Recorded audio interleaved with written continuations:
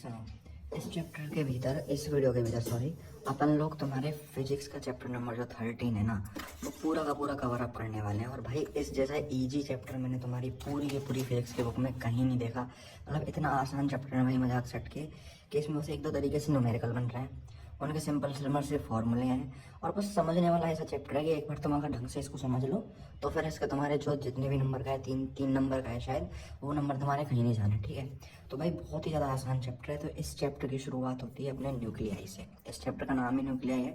Nuclei basically क्या होता है, न्यूक्लियस से ही बोलते हैं अपन न्यूक्लियाई। ठीक है, न्यूक्लियस में दो चीज़ें प्रेजेंट होती हैं, एक होता है प्रोटॉन एंड एक होता है न्यूट्रॉन। प्रोटॉन और न्यूट्रॉन को मिला के अपन लोग न्यूक्लियॉन्स बोलते हैं। ये चीज़ इस चैप्टर में रट लो कि एक तो अपना न्यूक्लियस होता है अलग, है ना, और प्रोटॉन और न्यूट्रॉन न्यूक्लियस के भीतर होते हैं, और प्रोटॉन और न्यूट्रॉन को मिला के अपन लोग क्या बोलते हैं, न्यूक्लियॉन्स बोलते हैं। ठीक है, प्रोटॉन का मास होता है 1.67 इंटू 10⁻⁻27 kg। प्रोटॉन के ऊपर चार्ज होता है प्लस 1.6 इंटू 10⁻19 कूलाम। ठीक है, न्यूट्रॉन का मास होता है 1.678 इंटू 10⁻27 kg, और उसका चार्ज होता है न्यूट्रल। मतलब बेसिकली इन दोनों का जो मास है ना, एक तरीके से तुम देखो तो एकदम इक्वल ही है। इसका 1.67 है, इसका 1.678 है, मतलब बहुत थोड़ा सा ही ज़्यादा है बस। तो एक तरीके से हम लोग बोल सकते हैं कि प्रोटॉन और न्यूट्रॉन का जो मास है ना, वो एक दूसरे के बिल्कुल ही इक्वल है, क्योंकि ये चीज़ तुम्हारे आगे एएमयू वाली चीज़ में काम आने वाली है। तो इसलिए मैं बता रहा हूँ कि प्रोटॉन और न्यूट्रॉन का जो मास है वो बिल्कुल एकदम इक्वल है। चार्ज दोनों का अलग है, क्योंकि न्यूट्रॉन तो न्यूट्रल होता है, यहाँ पे प्रोटॉन के ऊपर कुछ ना कुछ चार्ज होता है, लेकिन इन दोनों का जो मास है ना, ये बहुत ही ज़्यादा सिमिलर है। तो अपन क्या कर सकते हैं, प्रोटॉन के मास को न्यूट्रॉन के मास के इक्वल लिख सकते हैं। ठीक है, अब ये चीज़ मैं क्यों बता रहा हूँ आगे अपन लोग समझेंगे। सबसे पहले इस चैप्टर की शुरुआत होती है एटम से। एटम का अपन लोग रिप्रेजेंटेशन किस तरीके से करते हैं, ZXA। इसको बिल्कुल रट लो भाई, ZXA ZXA ZXA। यहाँ पे X क्या होता है, X होता है टाइप ऑफ एटम। ठीक है, X क्या होता है, टाइप ऑफ एटम। Z का मतलब यहाँ पे जो Z लिख रहे हैं इसका मतलब है एटॉमिक नंबर, और यहाँ पे Z का मतलब क्या है, एटॉमिक नंबर या फिर number of electron, number of proton. ठीक है, और यहाँ पे A का मतलब क्या है, मास नंबर। A का मतलब क्या है, mass number, number of nucleons. Nucleons का मतलब प्रोटॉन प्लस न्यूट्रॉन। यहाँ पे जो ए लिख रहा है ना, ए यहाँ पे जो भी डिजिट होगी उसका मतलब होगा मास ऑफ, मास नंबर मतलब कि नंबर ऑफ न्यूक्लियॉन, मतलब n प्लस जेड। और n इक्वल टू क्या है, नंबर ऑफ प्रोटॉन, तो नंबर ऑफ न्यूट्रॉन। तो अपन n निकालेंगे इससे, तो कैसे निकालेंगे, a माइनस जेड। मतलब बेसिकली मैं तुम्हें बताता हूँ एक तरीके से, जैसे कि मान के चलो मैं तुम यहाँ पे कोई भी एटम लिख देता हूँ, जैसे मैंने ये लिख दिया C6C12। ठीक है, यहाँ पे C का मतलब क्या है, अपने का कार्बन। कार्बन किस नंबर पे आता है, hydrogen, helium, lithium, beryllium, boron, carbon 6th number पे। तो यहाँ पे ये जो लिख रहा है, ये तो इसका क्या है, ये तो है इसका एटॉमिक नंबर। एटॉमिक नंबर मतलब जेड पे देखो क्या लिख रहा है, एटॉमिक नंबर। यहाँ पे 12 लिख रहा है, इस 12 का मतलब क्या है, 12। यहाँ पे ए का मतलब क्या था, ए का मतलब क्या था, मास नंबर। तो यहाँ पे 12 का मतलब क्या होगा, मास नंबर, मास नंबर। ठीक है, अब यहाँ पे मेरे को निकालना है न्यूट्रॉन। तो मैं क्या करूँगा, इस 12 में से 6 को माइनस कर दूंगा। तो 12 माइनस 6 यानी ए माइनस जेड कर रहा हूँ मैं, ए में से जेड को माइनस कर रहा हूँ, यानी 12 में से 6 को माइनस कर रहा हूँ। तो यहाँ पे 12 में 6 को माइनस करके इसके न्यूट्रॉन कितने निकल जाएंगे मेरे पास, 6। तो न्यूट्रॉन कितना निकल के आए मेरे पास, न्यूट्रॉन का निकल के आए 6। तो इस तरीके से बेसिक सी यहाँ पे चीज़ है। अब एक चीज़ याद रखना, ये जो अपना एटॉमिक नंबर होता है जेड, ये तो केमिकल प्रॉपर्टी को शो करता है, और मास नंबर ए जो होता है ना, मास, यहाँ पे मैं लिख भी देता हूँ, एटॉमिक नंबर जेड और mass number A. Atomic number तो जेड जो होता है वो केमिकल प्रॉपर्टीज को शो करता है, और मास नंबर ए जो होता है वो फिजिकल प्रॉपर्टीज को शो करता है। ठीक है, यहाँ तक बात समझ में आ गई। अब इसके बाद मैं बात करता हूँ based upon atomic number, mass number and neutron, types of nuclei. अब इसके बेसिस पे अपन लोग जो एटॉमिक नंबर है, मास नंबर है और जो न्यूट्रॉन है, उसके बेसिस पे अपन लोग क्या करने वाले हैं, टाइप्स ऑफ न्यूक्लियाई पढ़ने वाले हैं। तो इसके 3 टाइप होते हैं, एक आइसोटॉप, एक आइसोबार और एक आइसोटॉनिक। आइसोटॉनिक लेना नेक्स्ट पेज पे। तो क्या होते हैं, एकदम सिंपल तरीके से तुमको समझाता हूँ। आइसोटॉप में क्या होता है, जिनका एटॉमिक नंबर जो जेड है, मतलब ये जो जेड लिखा रहता है ना नीचे एटॉमिक नंबर, वो तो उनका सेम हो, लेकिन यहाँ पे जो ए लिख रहा है वो उनका डिफरेंट हो। तो ऐसे होते हैं अपने आइसोटॉप। जैसे कि देखो हाइड्रोजन के 3 आइसोटॉप होते हैं, एक होता है 1H1, एक होता है 1H2 और एक होता है 1H3। अब यहाँ पे देखो एटॉमिक नंबर जेड जो है, यहाँ पे तीनों में 1 है, लेकिन यहाँ पे मास नंबर जो ए है वो पहले में 1 है, दूसरे में 2 है और तीसरे में 3 है।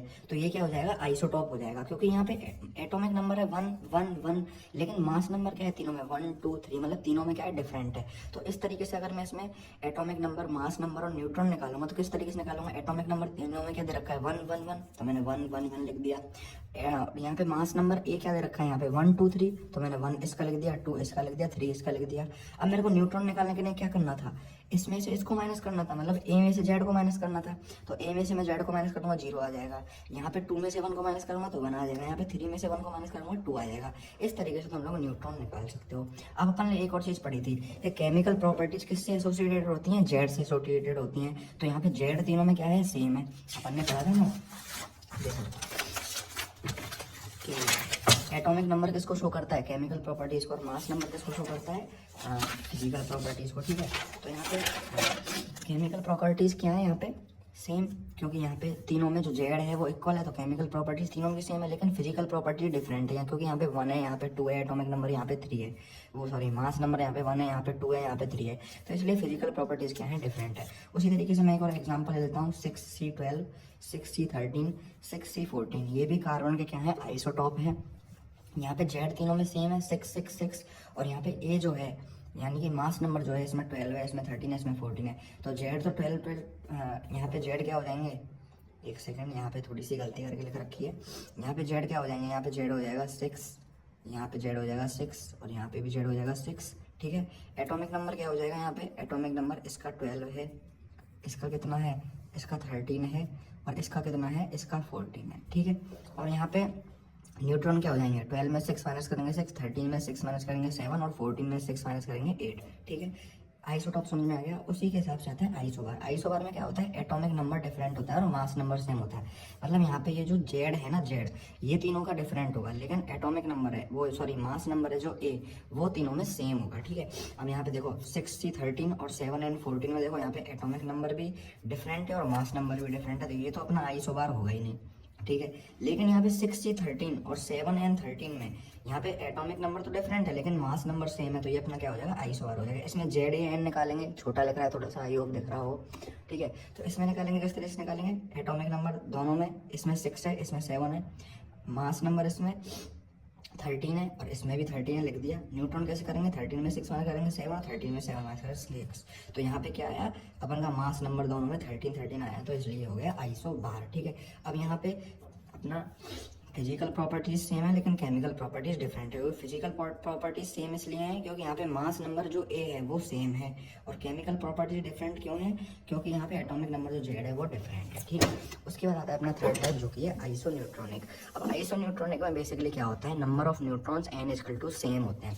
नंबर ऑफ न्यूट्रॉन्स क्या होते हैं, सेम होते हैं। जैसे कि मैंने यहाँ पे एग्जाम्पल ले लिया 6C13 और 7 and 14, इसमें देखो एटॉमिक नंबर भी डिफरेंट है, इसमें 6 है, इसमें 7 है, और मास नंबर इसमें 13 है, इसमें 14 है, और मास नंबर भी डिफरेंट है।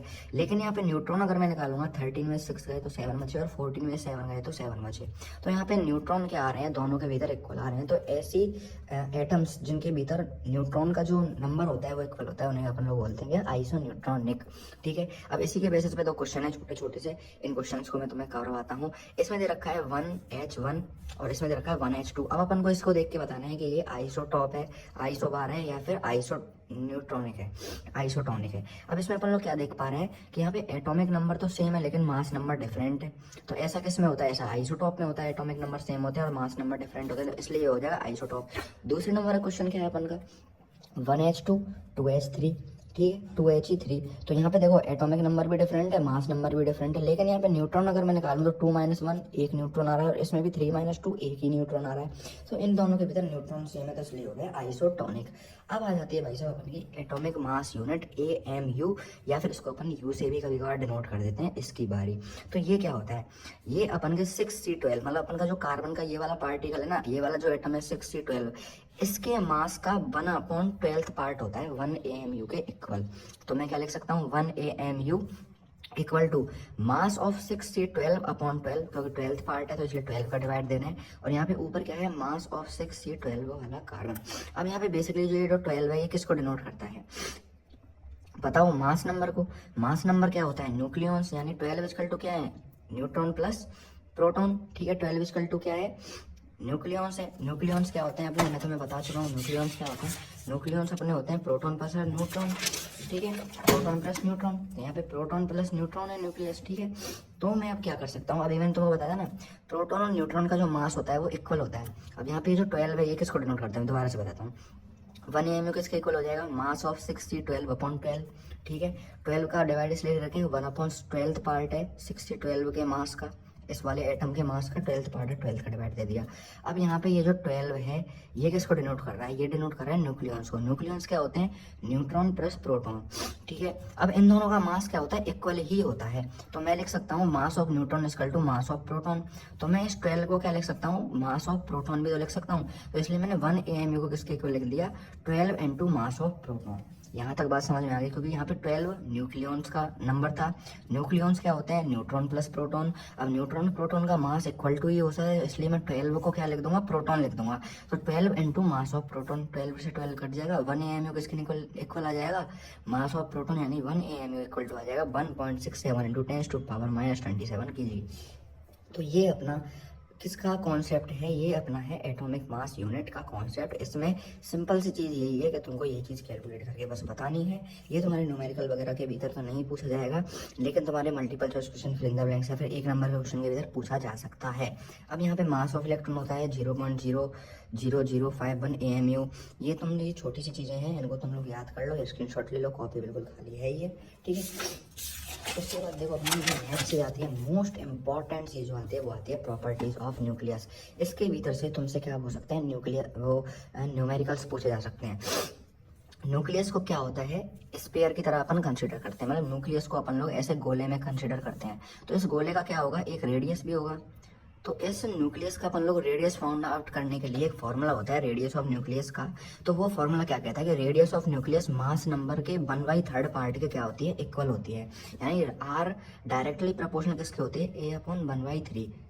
और यहाँ से अपन आर को इक्वल लिख देंगे प्रोपोर्शनलिटी का साइन हटा के, R0 A/1/3। अब तुम लोग ये पूछोगे कि ये R0 जो है इसका क्या मतलब है, इसका मतलब होता है 1.2 FM। 1 FM इक्वल टू होता है 10⁻⁻15। तो यहाँ पे सिंपल सा ये याद रखो कि तुम्हें R equal to R0 A/3 से अगर किसी की भी न्यूक्लियस की रेडियस निकालनी है तो तुम्हें R0 की जगह बस 1.2 फर्मीमीटर पुट करना है, बस 10⁻⁻15 भी मत लगाओ, बस 1.2 FM पुट कर दो, ठीक है। अब यहाँ पे A/1/3 यही है। अब इसमें से जो क्वेश्चन आते हैं वो किस तरीके से आते हैं, यहाँ पे मैंने ये क्वेश्चन लिख रखा है। ये क्वेश्चन किस तरीके से आते हैं, a nuclei A equal to 27 calculate its radius. मतलब अगर मैं A की जगह पे 27 पुट करूंगा तो इसकी रेडियस क्या आएगी। अब देखो सबसे पहले मैंने क्या किया, R is equal to R0 A/1/3 ले लिया, ठीक है। R इजिकल टू क्या लेगा 1.2 इंटू फर्मीमीटर, यहाँ पे मैंने 10⁻⁻15 पुट कर दिया, लेकिन इसकी जगह तुम FM भी लिख सकते हो। अब A की जगह पे यहाँ पे क्या है 27, तो मैंने 27⁻1/3 लिख दिया। अब 27 को मैं कैसे लिख सकता हूँ, 3⁻3 लिख सकता हूँ 27 को, ठीक है। 27 कैसे लिख सकता हूँ, 3⁻3 1.2 इंटू 10⁻⁻15 इंटू 3⁻3 लिख दिया मैंने इसको। और ये है 1/3, 3 से 3 कट जाएगा, तो यहाँ पे 1.6 इंटू 10⁻15 इंटू 3 बच जाएगा। तो 1.2 को 3 से इंटू करेंगे तो क्या आ जाएगा 3.6 इंटू 10⁻15, 10⁻15 को FM लिख दूंगा, तो R इक्वल टू आ जाएगा 3.6 इंटू FM। इसी के बेसिस पे एक क्वेश्चन मैं तुमको करके बताता हूँ बिल्कुल अच्छे तरीके से, ठीक है। अब जैसे कि मैं मान के चलो यहाँ पे मैं लिख देता हूँ, यहाँ पे क्या दे रखा है भाई साहब, A इक्वल टू कितना दे रखा है 64 दे रखा है। अब ये कह रहा है कैलकुलेट इट्स रेडियस, ठीक है, कैलकुलेटेड रेडियस। सिंपल क्या करोगे, फॉर्मूला लगाओगे R equal to R0 A/1/3। यहाँ पे R ले लिया, R0 कितना होता है 1.2 FM, ठीक है। A क्या दे रखा है 64 दे रखा है, यहाँ पे मैं 64 ले लूंगा, और यहाँ पे 1/3। अब 64 किसका स्क्वायर रूट होता है, वो सॉरी क्यूब रूट होता है।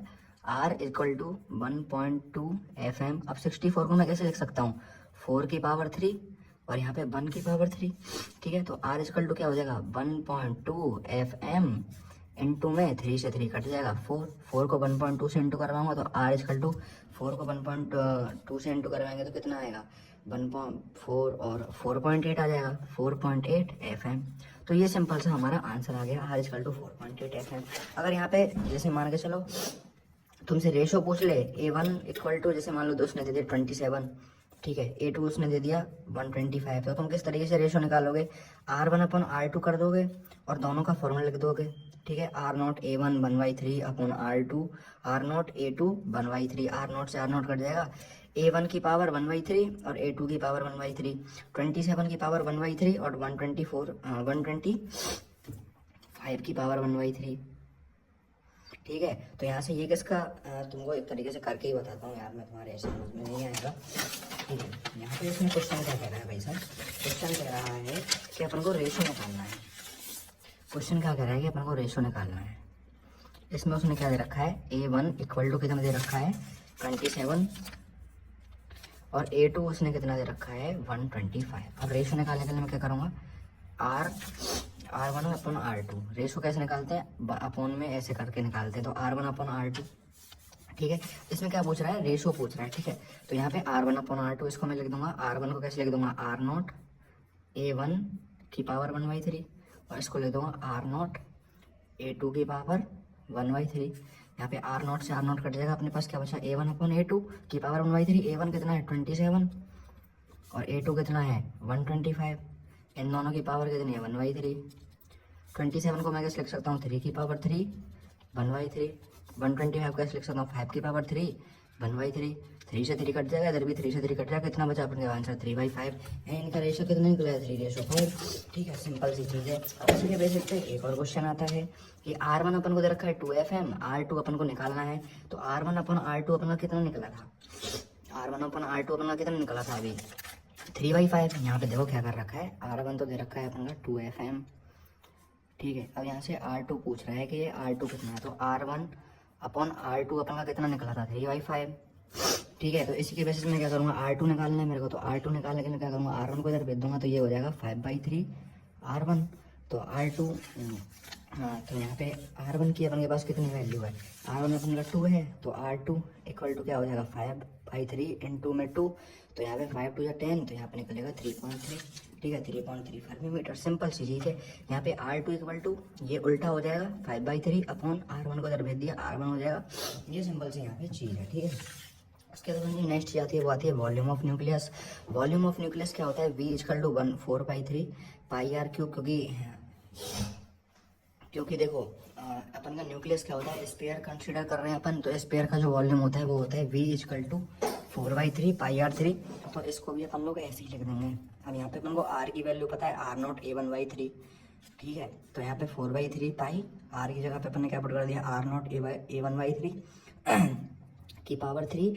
तो यहाँ पे जो लास्ट इक्वेशन निकलेगी वो निकलेगी V equal to 4/3 pi R0 की पावर 3 और A, क्योंकि यहाँ से क्या होगा 3 से यहाँ से इसका इंटू इसके साथ हो जाएगा और A का जो 1/3 है वो कट जाएगा। तो यहाँ पे ये जो सिंपल सा एंड का जो फॉर्मूला है वो याद रख लो। ठीक है, कुछ भी इतने चक्कर में पढ़ने की जरूरत नहीं, सीधा से जो क्वेश्चन पूछेगा वो कैसे पूछेगा, वॉल्यूम ऑफ न्यूक्लियस किसके डायरेक्टली प्रोपोर्शनल होता है, A के डायरेक्टली प्रोपोर्शनल है, R0 के डायरेक्टली प्रोपोर्शनल है, पाई के डायरेक्टली प्रोपोर्शनल है। तो इस तरीके से इसमें से क्वेश्चन पूछेगा सीधा तुमसे। ठीक है, उसके बाद आता है डेंसिटी ऑफ न्यूक्लियस। डेंसिटी क्या होता है, मास अपॉन वॉल्यूम। तो मास कितना है AAMU अपॉन वॉल्यूम कितना है 4/3 पाई R0 3/A। इसका जो एंड में आता है वो आता है rho equal to 2.1 into 10⁻17 kg metre cube. Simple से डायरेक्ट ये जो फॉर्मूला है, मतलब ये जो वैल्यू निकली है इसको याद रख लो, कुछ भी न्यूमेरिकल वगैरह इससे एसोसिएटेड नहीं है, इससे कनेक्ट नहीं है। तो सिंपल सा ये रख लो, rho equal to 2.1 into 10⁻17 kg metre cube. उसके बाद अपन जो नेक्स्ट आता है टॉपिक वो आता है डिस्कवरी ऑफ न्यूट्रॉन। अपन के जो न्यूट्रॉन की डिस्कवरी है वो कैसे हुई, तो न्यूट्रॉन की डिस्कवरी करी थी चैडविक साहब ने। चैडविक साहब ने क्या किया कि एक बिस्मथ का पार्टिकल लिया, एक बिस्मथ के पार्टिकल पे उन्होंने एक अल्फा पार्टिकल को ड्रॉप किया। तो उन्होंने क्या देखा कि एक तो बन रहा है अपन का 6C12 वाला कार्बन, एक तो अपन का कार्बन बन रहा है और एक न्यूट्रल पार्टिकल बन रहा है 0N1। उस न्यूट्रल पार्टिकल को ही चैडविक साहब ने क्या नाम दे दिया, न्यूट्रॉन का नाम दे दिया। मतलब उन्होंने क्या किया, एक बिस्मथ पार्टिकल लिया, जैसे मान लो मैंने ये बिस्मथ का पार्टिकल ले लिया, ठीक है, इसके ऊपर अल्फा पार्टिकल को ड्रॉप किया। जैसे मान लो ये अल्फा पार्टिकल है, जो पेन लग रहा है मेरे हाथ में, ये बिस्मथ का पार्टिकल है। बिस्मथ के पार्टिकल पे क्या किया, अल्फा पार्टिकल को ड्रॉप किया। तो उन्होंने देखा कि दो चीजें बन रही हैं, एक तो बन रहा है कार्बन का एटम और एक बन रहा है एक न्यूट्रल पार्टिकल। और उसी न्यूट्रल पार्टिकल को चैडविक साहब ने किसका नाम दे दिया, न्यूट्रॉन का नाम दे दिया। अब न्यूट्रॉन की कुछ प्रॉपर्टीज होती हैं। Neutron is electrically neutral particle, मतलब वो एक न्यूट्रल पार्टिकल होता है neutron. It always reside in nucleus, outside does not access. ये क्या करता है एक न्यूक्लियस के भीतर ही रहता है, आउटसाइड ये कभी भी एग्जिस्ट कर ही नहीं सकता। मतलब अगर न्यूक्लियस से बाहर जाएगा तो ये मर जाएगा, खत्म हो जाएगा। No deviation of neutron in the presence of electron and magnetic field. Magnetic field लगाओगे एटम के चारों तरफ या फिर इलेक्ट्रिक फील्ड लगाओगे तो न्यूट्रॉन का जो प्रेजेंस है वो वैसा का वैसा ही रहेगा। वो मैग्नेटिक फील्ड और इलेक्ट्रिक फील्ड से कुछ भी डेविएशन शो नहीं करने वाले, ठीक है। उसके बाद फोर्थ नंबर पे आता है mass of neutron is always equal to mass of proton. Neutron का मास प्रोटॉन के मास के डायरेक्टली इक्वल होता है, ये अपन लोग क्या पढ़ ही चुके हैं पहले, ठीक है। उसके बाद अपन का मोस्ट इंपॉर्टेंट टॉपिक आता है, वो आता है मास डिफेक्ट, जो कि 2023 के पेपर के भीतर तुमसे पूछा भी गया है। न्यूक्लियॉन्स में क्या होता है, प्रोटॉन और न्यूट्रॉन। प्रोटॉन के मास को अपन किससे लिखते हैं, ZmP से। न्यूट्रॉन के मास को क्या लिखते हैं, NmN से। और न्यूक्लियस के मास को किससे लिखते हैं, M से। तो मास डिफेक्ट क्या बताता है कि न्यूक्लियॉन्स का मास जो कि है वो न्यूक्लियस के मास से ग्रेटर होता है, ठीक है। न्यूक्लियॉन्स का जो मास है, मतलब प्रोटॉन और प्लस न्यूट्रॉन का जो मास है वो न्यूक्लियस के मास से ग्रेटर होता है। तो मास डिफेक्ट क्या हो जाएगा, mass of nucleons minus mass of nucleus, ठीक है। मास ऑफ न्यूक्लियस मतलब कि न्यूक्लियॉन्स के मास में से अगर अपन न्यूक्लियस के मास को माइनस कर देंगे तो अपन का मास डिफेक्ट यानी कि डेल्टा M बच जाएगा। तो मास ऑफ न्यूक्लियॉन्स क्या है, ZmP plus NMN minus M, ठीक है। यहाँ पे डेल्टा M को किससे लिख देंगे अपन, ZmP। अब यहाँ पे ये किसका मास है, न्यूट्रॉन का मास है। तो न्यूट्रॉन अपन किस तरीके से निकालते हैं, A माइनस Z करके निकालते हैं। और यहाँ पे अपन का Mn बच ही जाएगा, ठीक है। माइनस कितना हो जाएगा M, तो यहाँ पे delta M equal to ZmH। यहाँ पे MP को अपन MH के भी लिख सकते हैं, मतलब हाइड्रोजन के, मतलब प्रोटॉन के मास को हाइड्रोजन के इक्वल लिख सकते हैं। तो ZmH plus A minus Z ऐसा कैसे आ जाएगा, Mn माइनस M। तो ये इस तरीके से तो अपन का जो आता है मास डिफेक्ट आ जाता है। उसके बाद अपन का जो नेक्स्ट टॉपिक आता है वो आता है आइंस्टीन की इक्वेशन। ये इक्वेशन सीधी याद कर लो, E equal to MC²। E का मतलब यहाँ पे क्या है, एनर्जी है। M का मतलब यहाँ पे क्या है, मास है। और यहाँ पे C का मतलब क्या है, स्पीड ऑफ लाइट। उसके बाद अपन का नेक्स्ट टॉपिक आता है वो आता है वाइंडिंग एनर्जी का। वाइंडिंग एनर्जी क्या होती है, वाइंडिंग एनर्जी होती है to release a nucleon from the nucleus. मतलब कि किसी भी न्यूक्लियस से न्यूक्लियॉन्स को रिलीज करना, मतलब न्यूक्लियॉन्स और न्यूट्रॉन और प्रोटॉन को उस न्यूक्लियस से दूर निकालना, बाहर निकालना, उसी को अपन लोग क्या बोलते हैं, बाइंडिंग एनर्जी बोलते हैं। वैसे यहाँ पे देखो बाइंडिंग एनर्जी, बाइंडिंग से तुम लोग क्या समझ रहे हो, बेसिकली बाइंडिंग का मतलब जोड़ना होता है। लेकिन बाइंडिंग एनर्जी क्या करेगी, यहाँ पे बाइंडिंग एनर्जी उल्टा काम करेगी। यहाँ पे वो न्यूक्लियॉन्स को न्यूक्लियस से दूर लेकर जाएगी। बाइंडिंग एनर्जी क्या हो जाएगी, डेल्टा MC²। अब यहाँ पे बाइंडिंग एनर्जी अपनी जो होगी वो देखो डेल्टा MC² है, यानी कि ZmP plus NMN minus M। और यहाँ पे डेल्टा M की वैल्यू तो अपन ने ये पुट कर दी। अब यहाँ पे C² एक्स्ट्रा निकलेगा। डेल्टा M की वैल्यू अपन ने अभी पढ़ी ना, डेल्टा M मास डिफेक्ट की वैल्यू क्या है, ZmH plus A minus Z Mn minus M। या फिर मैं इसको ऐसे भी लिख सकता हूँ, ZmP plus NMN minus M। तो यहाँ पे सिंपल सी मैंने वही चीज़ पुट करी है, ZmP plus NMN minus M। और C² का C² भारी रह जाएगा, ठीक है। अब यहाँ पे जो मोस्ट इंपॉर्टेंट क्वेश्चन आता है इस टॉपिक से होता है what is binding energy corresponding to AMU। AMU के करस्पॉन्डिंग बाइंडिंग एनर्जी क्या है, तो अपन लोग जानते हैं delta M equal to 1 AMU होता है, जो होता है 1.67 इंटू 10⁻⁻27 kg। ये थोड़ी सी रटने की चीज़ है, मैं इसको लिख भी देता हूँ। ये क्या है, रटना है अपन को कि डेल्टा M किसके इक्वल होता है, 1 AMU, जो कि होता है 1.6 इंटू 10⁻⁻27 kg। तो यहाँ पे BE क्या होता है, binding energy delta MC²। Delta M की जगह पे मैं ये वाली पुट कर दूंगा वैल्यू, ठीक है। यहाँ पे C² की जगह मैं क्या पुट कर दूंगा, लाइट की स्पीड 3 इंटू 10⁸ का स्क्वायर इलेक्ट्रॉन वोल्ट। अब मैं इलेक्ट्रॉन वोल्ट में चेंज करने के लिए क्या करूँगा, यहाँ पे देखो अब अपन के पास ये वैल्यू तो ये वैल्यू आ गई सिंपल तरीके से। अब इलेक्ट्रॉन वोल्ट में कन्वर्ट करने के लिए मैं क्या करूँगा, 1.67 इंटू 10⁻⁻19, जो कि न्यूट्रॉन का चार्ज होता है, वो सॉरी न्यूट्रॉन का नहीं, प्रोटॉन का चार्ज होता है। न्यूट्रॉन पे तो कोई चार्ज नहीं होता भाई, क्या कह रहा हूँ मैं। तो यहाँ पे ये जो 1.67 इंटू 10⁻19 है, ये क्या होता है, प्रोटॉन के ऊपर चार्ज होता है। तो उस प्रोटॉन के चार्ज को मैं डिवाइड में कर दूंगा इलेक्ट्रॉन वोल्ट निकालने के लिए। तो बाइंडिंग एनर्जी क्या निकल आएगी, इस पूरे को सॉल्व करके 931.5 मेगा इलेक्ट्रॉन वोल्ट। तो ये बाइंडिंग एनर्जी का टॉपिक था, छोटा सा, जैसे तुम्हारे बहुत ज़्यादा क्वेश्चन थे। अब ये यहाँ पे बाइंडिंग एनर्जी का छोटा सा ही टॉपिक था, ठीक है। अब जो बेसिक चीज़ आती है वो मैं तुम्हें बताता हूँ, बाइंडिंग एनर्जी पर न्यूक्लियन के हिसाब से बाइंडिंग एनर्जी। यहाँ पे देखो सिंपल सा ये ग्राफ है, इस ग्राफ को मैं बहुत ही अच्छे तरीके से और जल्दी जल्दी तुमको समझा देता हूँ क्या है। ये ग्राफ होता है कुछ इस तरीके से, बीच में यहाँ पे गल्ला हो रही है, उसके बाद यहाँ पे ये डॉट है, ये इसकी हाईएस्ट वैल्यू है, और यहाँ पे ये है। अब ये क्या कहता है, यहाँ पे मैं 3 पॉइंट ले रहा हूँ, एक तो ले रहा हूँ 30 का, एक ले रहा हूँ 30 और 1, यहाँ पे एक ले रहा हूँ 170 का, और एक ले रहा हूँ 30 और 170 के बीच का, ठीक है। इसमें क्या है कि अगर A इक्वल टू 56 पे कोई भी एटम है तो वो क्या होगा, स्टेबल होगा। मतलब ए इजकल टू 56 पे कोई भी न्यूक्लियाई है तो वो क्या होगा, स्टेबल होगा। मतलब हाईएस्ट पीक वैल्यू पे अगर कोई भी न्यूक्लियाई होगा तो वो स्टेबल होगा। अब मेरे को बताओ 30 वाले क्या चाहेंगे कि वो भी स्टेबल बने, और 170 वाले क्या चाहेंगे कि वो भी स्टेबल बने। अब कोई पतला आदमी है, वो स्टेबल बनने के लिए क्या करेगा, अब कोई पतला आदमी है वो मोटा होने के लिए क्या करेगा, वो जुड़ेगा, मतलब और खाएगा पिएगा अपने शरीर में और कुछ जोड़ेगा। तो ये 30 पे जो भी न्यूक्लियाई हैं वो क्या करेंगे, सब की सब क्या होंगे, प्लस होंगे आपस में, और वो एज कल टू 56 पे पहुंचना चाहेंगे। और 170 वाले क्या करेंगे, अपने आपस में टूटेंगे, 170 में से खुद को माइनस कर करके क्या करेंगे, एज कल टू 56 पे पहुंचना चाहेंगे। मोटा मोटा आदमी क्या करेगा, अपना वजन घटा के यहाँ पे पहुंचना चाहेगा, ठीक है।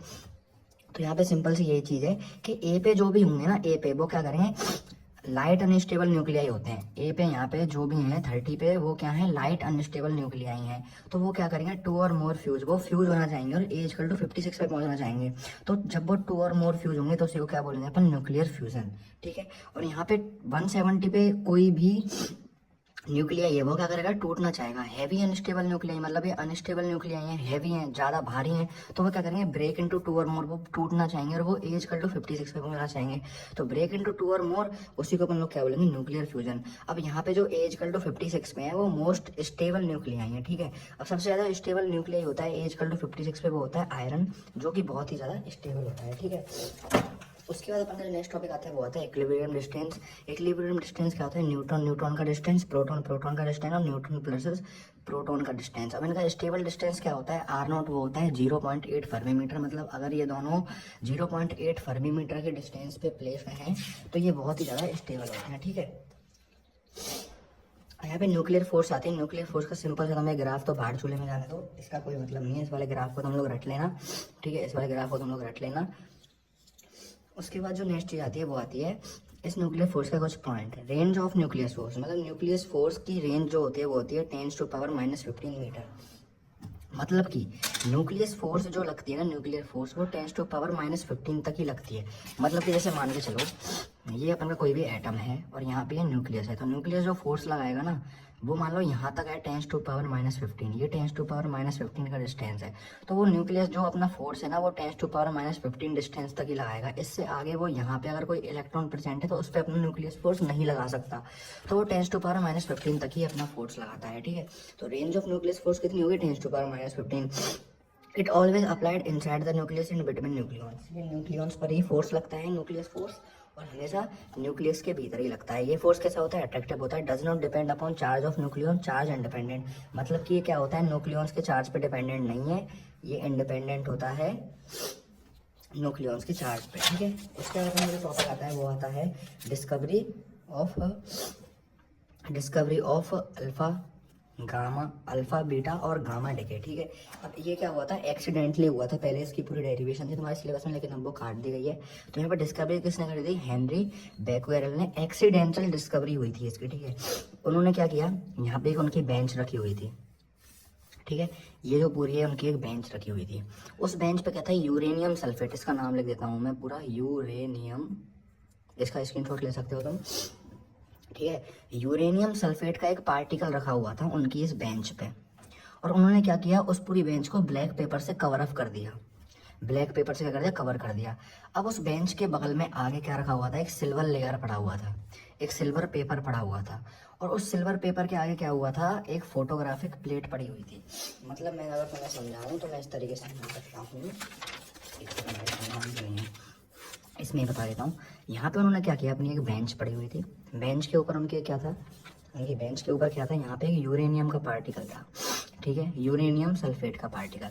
यहाँ पे एक क्या पड़ी थी, यहाँ पे उनकी एक सिल्वर पेपर पड़ा हुआ था, ठीक है। सिंपल सा एक सिल्वर पेपर पड़ा हुआ था, सिल्वर पेपर। और यहाँ पे क्या पड़ा था, कुछ फोटोग्राफिक प्लेट पड़ी हुई थी, एक फोटोग्राफिक प्लेट पड़ी हुई थी, फोटोग्राफिक प्लेट। अब यहाँ पे क्या था, उन्होंने ये जो है ना ये पूरी ब्लैक पेपर से कवर अप कर दी, ठीक है। अब वो क्या हुआ, इसको रख के और कहीं बाहर घूमने के लिए चले गए, ठीक है, लॉन्ग ड्राइव पे चले गए भाई किसी के साथ, ठीक है। अब क्या होता है कि एक विजिबल लाइट, मतलब जो अपन लाइट देख पा रहे हैं ये विजिबल लाइट होगी। तो विजिबल लाइट जब इसके ऊपर पड़ी तो यहाँ से कुछ पार्टिकल डिस्पैच हुए और वो पार्टिकल जाके इस यहाँ पे जो फोटोग्राफिक प्लेट थी इनके ऊपर जाके लगे और फोटोग्राफिक प्लेट क्या हो गई, काली पड़ गई। वो चीज़ यहाँ पे लिख रखी है, यूरेनियम सल्फेट की एक पार्टिकल था वो रखा हुआ था, उसके ऊपर विजिबल, और उसको ब्लैक पेपर से ढक दिया, उसके ऊपर विजिबल लाइट पड़ी तो उससे कुछ पार्टिकल क्या हुए, डिके हुए, कुछ पार्टिकल्स क्या हुए, डिके हुए। वो पार्टिकल्स इस फोटोग्राफिक प्लेट पे जाके लगे और ये फोटोग्राफिक प्लेट कैसी पड़ गई, काली पड़ गई। उन फोटोग्राफिक प्लेट्स को, उन पार्टिकल्स को क्या नाम दिया अपन ने, अल्फा, बीटा और गामा। अल्फा डिके में क्या होता है, अल्फा पार्टिकल होता है जो कि nucleus of He atom, He atom का न्यूक्लियस होता है 2He4 का, ठीक है। बीटा डिके में क्या होता है, बीटा प्लस और बीटा माइनस दो पार्टिकल्स होते हैं, और गामा डिके में क्या होता है, high energy of photon, high energy का एक फोटोन होता है, ठीक है। ये सिंपल सी चीज़ थी इस एक्सपेरिमेंट के लिए, एक्सपेरिमेंट नहीं था, एक एक्सीडेंटल ही चीज़ थी। उसके बाद आती है अपनी nuclear energy, nuclear reaction, by nuclear reaction release energy. Nuclear reaction की वजह से जो रिलीज एनर्जी होगी उसी को अपन लोग क्या बोलेंगे, न्यूक्लियर एनर्जी। 1 kg अगर अपन कोल बर्न करेंगे तो 10⁻7 जूल एनर्जी उसमें बर्न होगी। 1 kg यूरेनियम अगर अपन लोग बर्न करेंगे तो उसमें 10⁻14 जूल एनर्जी यूज होगी। न्यूक्लियर फ्यूजन क्या होता है, जब अपन पढ़ ही चुके हैं ना, यहाँ पे देखो nuclear fusion, heavy unstable nuclear break into 2 और मोर न्यूक्लियर फ्यूजन, ठीक है। और यहाँ पे न्यूक्लियर फ्यूजन क्या था, हैवी लाइट अनस्टेबल न्यूक्लियाई 2 और मोर फ्यूज एंड न्यूक्लियर फ्यूजन, ठीक है। तो यहाँ पे न्यूक्लियर फ्यूजन क्या होगा, हैवी अनस्टेबल न्यूक्लियर 2 और मोर ब्रेक इनटू स्टेबल न्यूक्लियाई, ठीक है। इसमें क्या होता है, जब यूरेनियम का 12 यूरेनियम 35 वाला पार्टिकल, यानी 35 ये वाला जो एटम है, उसके ऊपर जब 1 न्यूट्रॉन का पार्टिकल अपन लोगों ने डाला तो अपन लोगों ने क्या देखा कि 3 न्यूट्रॉन के पार्टिकल आ रहे हैं और 200 mega electron volt energy release हो रही है। मतलब एक यूरेनियम के एटम के ऊपर अगर अपन 1 न्यूट्रॉन डालेंगे तो 3 न्यूट्रॉन बन रहे हैं, और क्या हो रहा है, 200 मेगा इलेक्ट्रॉन वोल्ट की एनर्जी रिलीज हो रही है। तो ये चीज़ तुम्हारी रटने वाली है, इसको रट लो। सिंपल ऐसे याद रखो, एक यूरेनियम के पार्टिकल के ऊपर अगर अपन लोग 1 न्यूट्रॉन डालेंगे तो 3 न्यूट्रॉन बन रहे हैं, और क्या बन रहा है, 200 मेगा इलेक्ट्रॉन वोल्ट की एनर्जी रिलीज हो रही है। इसी वजह से यूरेनियम जो कि था, वो तुमने सुना होगा कि अपने जो जापान, जब वर्ल्ड वॉर हुआ था तो जापान के ऊपर जो अमेरिका ने डाले थे ना, वो न्यूक्लियर बॉम्ब डाले थे। न्यूक्लियर बॉम्ब इसलिए तो इतने ज़्यादा ताकतवर होते हैं क्योंकि सोचो, 1 न्यूट्रॉन का पार्टिकल अगर मैं एक एटम के ऊपर डाल रहा हूँ तो 200 mega electron volt energy release हो रही है। तो 1 kg यूरेनियम तो भाई पूरे ये समझ लो धरती को ही तबाह कर देगा, ठीक है। तो यहाँ पे न्यूक्लियर फ्यूजन क्या होता है, light nuclei fuse, light nuclei क्या होते हैं, अपने आपस में जुड़ते हैं और स्टेबल न्यूक्लियाई का फॉर्मेशन करते हैं। न्यूक्लियर फ्यूजन होने के लिए बहुत ही ज़्यादा टेम्परेचर चाहिए, जो कि अपनी अर्थ पे तो पॉसिबल है ही नहीं। कितना टेम्परेचर चाहिए, 10⁻9 केल्विन। तो ये न्यूक्लियर फ्यूजन का होता है सन और स्टार पे होता है, सन पे इतना ज़्यादा टेम्परेचर अवेलेबल है, और उस न्यूक्लियर फ्यूजन को क्या बोलते हैं, बस थर्मो न्यूक्लियर फ्यूजन रिएक्शन बोलते हैं, ठीक है। उसके बाद अपना जो नेक्स्ट टॉपिक आता है और चैप्टर का लास्ट टॉपिक आता है वो होता है प्रोटॉन प्रोटॉन साइकिल। 4 हाइड्रोजन क्या करते हैं, 25.7 मेगा इलेक्ट्रॉन वोल्ट रिलीज करते हैं। अब ये भाई सीधी सी जो चीज़ है ना, ये इसको डेरिवेशन कह लो चाहे कुछ भी कह लो, ये बिल्कुल तुमको रटनी पड़ेगी कि 1h1 + 1h1 = 1h2 + 1 electron not plus frequency plus 0.42 mega electron volt. ये तुम्हारी सीधी सी क्या है, रटने की है, ये कुछ नहीं है भाई, माइनस माइनस, ठीक है, बीच में। ये तुम्हारी सीधी रटने की चीज़ है, इसका स्क्रीनशॉट तुम लोग अभी ले सकते हो और ये तुम्हें रट के याद करना है। तो यही तो तुम्हारे चैप्टर मैंने बहुत ही ज़्यादा ईजी तरीके से कवर करवाया। आई होप तुम्हें समझ में आ गया। थैंक्स फॉर वॉचिंग, मिलता हूँ अगली वीडियो में, तब तक take care and bye bye.